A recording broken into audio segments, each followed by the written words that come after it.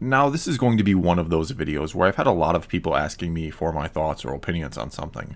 And since it's an interesting topic and leads to other interesting questions about the sale of Lucasfilm to Disney and what stake George Lucas may or may not still have in the franchise, I figured why not make a video. Anyway, there's a report out there that basically says George Lucas, to some degree, still has the rights to some of his original work or material or characters or what have you. Not to the point that he can do what he wants with any of it, like make more movies or anything like that, but to the extent that he still gets a share of the profits made off of them. For example, if a Luke Skywalker action figure sells, and it's one where he's wearing his black Jedi outfit with a green lightsaber packed in, basically Luke from Return of the Jedi, then George Lucas gets a dime or something like that, a small percentage of the sale, which obviously that doesn't sound like a lot, unless thousands upon thousands of those figures sell, combined with how much other Luke merchandise sells where his likeness from the original trilogy is used.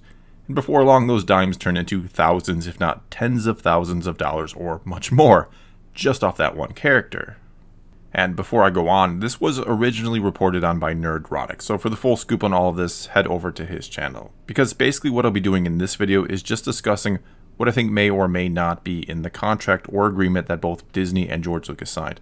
A contract that's probably about as lengthy as a classic novel, and just as entertaining. I'll also be talking about if there's any real reason to actually believe that Disney would want to in some way ruin or destroy what you might call George Lucas Star Wars, and if there's any evidence to support such a claim. Okay, and though I'm obviously not a lawyer, and I've certainly never negotiated or hashed out the details of a $4 billion sale in my life, I think I and we can still put ourselves in the shoes of both George Lucas and Disney and try to figure out what both sides would want to get out of such a sale, and what we wouldn't want the other side saying or doing after that sale. And one thing I can absolutely guarantee you is that the agreement is not one sheet of paper that just says, I, George Lucas, sell Lucasfilm to you, Disney, for $4 billion. There's no doubt pages upon pages of clauses, stipulations, and demands that both sides made. And if I'm George Lucas, and I want Star Wars to be my living legacy long after I'm gone, one thing that I'd have put on page 1 of the contract, in big bold letters, is that Disney is never ever allowed to remake either the original trilogy or the prequel trilogy. Furthermore, they are not allowed to directly tamper with them or alter them in any way. In other words, they're not allowed to make the extra special editions of the original trilogy or to make special editions of the prequels. Finally, his films must always be considered a part of the larger Star Wars canon, as is anything else Lucas created or helped create, like the Clone Wars animated series, which is still canon. Basically, Disney can never fully relaunch the franchise. The works of George Lucas must always be considered a part of it. And if you're Disney and you know you're going to have some of the best talent in the world at your disposal to make these new films, that all seems like a reasonable request on the part of Lucas. No doubt they thought, and they were right, that people would eat up new Star Wars movies. That being a continuation of the old or calling the first movie they made Episode 7 would be good enough to sell it even without George Lucas. And it certainly was. People came out in droves for that first film, and by and large, most people seemed to enjoy it. And among those who said they enjoyed it was George Lucas. And look, there's every chance he liked the movie, or even loved it. But there's also every chance it says in the contract that he's not allowed to publicly criticize the new films, that he has to essentially praise them and say he enjoys them.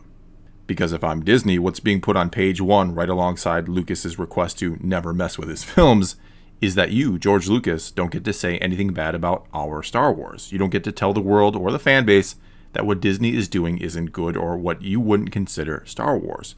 Furthermore, you don't get to say what you would have done with the sequel trilogy or anything else.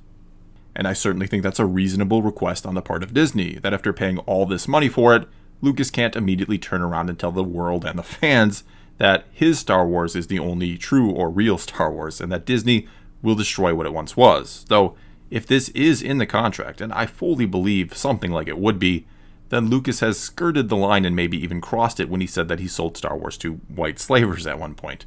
He also has offered up some small little tidbits about what his sequel trilogy would have looked like. But even if that did irritate Disney, and I'd imagine being compared to white slavers would do that, what are they going to do? Sue him? Are they really going to sue George Lucas? You really think that's going to win over Star Wars fans? It's the same thing with Mark Hamill, who, before The Last Jedi came out, was very vocal about how unhappy he was about the way his character, Luke Skywalker, was used in that film. And I'm sure Disney wasn't happy about that either. But again, what are you going to do? Sue Luke frickin' Skywalker? Especially when it turned out that many fans were ultimately on the side of Mark Hamill in regards to the Luke in that movie. And sure, I do think there are lines that Lucas or Hamill could cross that would get Disney to take legal action against them, but no matter what they might do or say, it's not going to be a good look to sue either one of them, because in many ways they are responsible for the success of Star Wars. Hell, to many fans, they are Star Wars. And for Disney to sue them over speaking out in what many would likely see as a defense of Star Wars or its fans, it's just a no-win scenario for them. Nevertheless, I wouldn't be surprised if these two rules more or less make up the foundation of the contract. In fact, I'd be surprised if they didn't. Disney cannot mess with what Lucas has done in the past, and Lucas cannot mess with what Disney is trying to do in the future. To me, that sounds like both parties could shake on it and call it a day right there.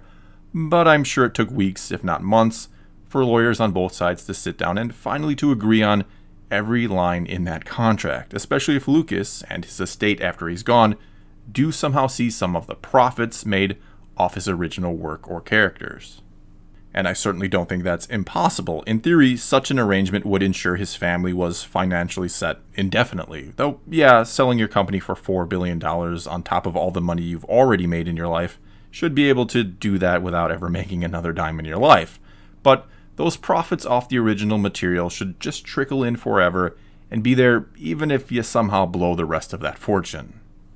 Then when you come at it from the Disney perspective, you can either not buy Star Wars and never make a single penny off of it, and worse yet, let a competitor buy it, or you can buy it for that rather large initial cost, which to Disney wasn't really that large, and then hopefully rather quickly recoup your upfront cost, and before you know it, you're making money off of Star Wars indefinitely. And you only have to give a small cut, relatively speaking, to Lucas or his estate after he's gone. Also, again, and maybe even more importantly here, no competitor ever has Star Wars to challenge any of your other properties with, like Marvel, which was really coming into its own back when Disney purchased Lucasfilm in 2012. So again, just looking at this as rationally as I can, and obviously not being an expert on this sort of thing, I think there's every chance Lucas still makes some money off of Star Wars, and maybe from just his original stuff. And oh, how I'd love to see the army of lawyers on both sides sitting around a large conference table arguing over all of this, arguing in the finer details about Lucas does and doesn't get paid for, arguing if just using a name like Sith in a movie constitutes a paycheck for Lucas, or how different an X-Wing has to look from the original before it counts as something new and or different.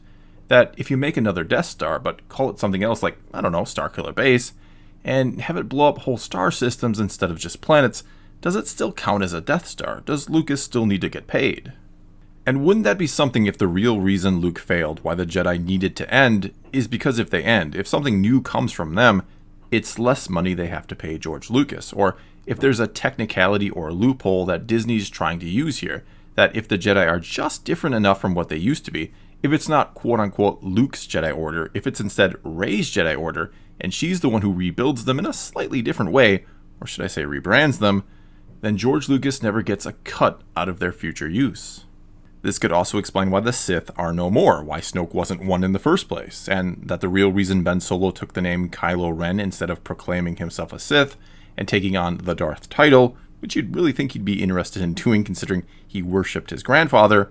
Anyway, wouldn't it be something if he didn't do it because using the title Darth sends some nickels and dimes the way of George Lucas and not into the coffers of Disney?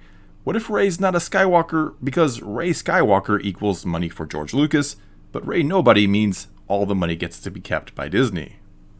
And as much as I want to say that's just a slap on your tinfoil hat kind of conspiracy theory, and to immediately laugh and just dismiss it, I wouldn't say such a thing is impossible. I wouldn't put it beyond a massive corporation like Disney to try and work around the agreed upon contract in a creative way, which is maybe why Lucas did call them white slavers shortly after the sale, and maybe after he realized what they were doing, that they didn't give a damn about his story and didn't really care about Star Wars.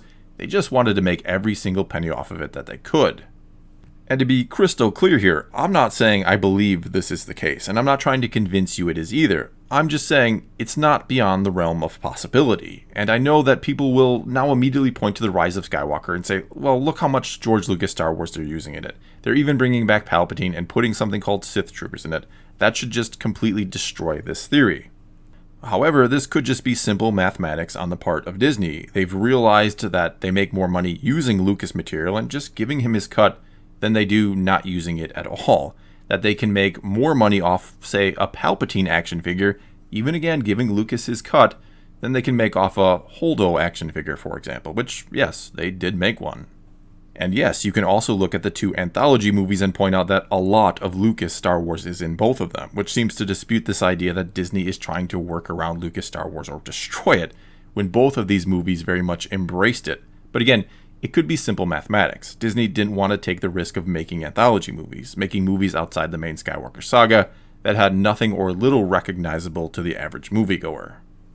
In closing here, again, I'm not saying I believe this or that you should believe it, only that it's something interesting to think about when you look back at what's been done with Star Wars thus far. There are curious moves that seem to fit this crazy narrative that Disney wants to make Star Wars different so that they don't have to pay George Lucas quite as much money. Because, as I said at the start, I'm sure there's more in that contract, and it's far more complex than we can possibly imagine. But does that mean Disney would go through all this trouble to ruin George Lucas Star Wars when, again, if you do the math, they'd probably make more money in the long run by just embracing it? Well, I guess that really depends on just what the contract says and what percentage of the take George Lucas gets. And that's pretty much information that's never ever going to leak. Well, that's all I've got for this time, and now I'd love to hear your thoughts on all of this. Is this totally insane? Is it a conspiracy theory? Or is it possible that Disney has made moves to try to work around paying George Lucas? Whatever you think, let me know in the comments below, and let's talk some Star Wars. And until next time, thanks for watching.